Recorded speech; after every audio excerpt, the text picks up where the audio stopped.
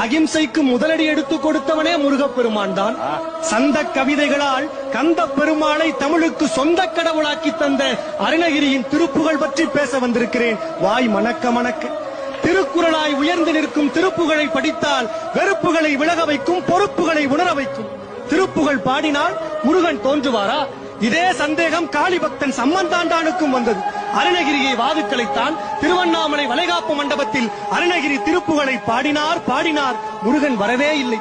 காரணம், குழந்தையாக்கி முருகனை உன் மடியிலேயே வைத்துக்கொள் என காளி பக்தன் சம்பந்தம் காளியோடு போட்ட ஒப்பந்தம்.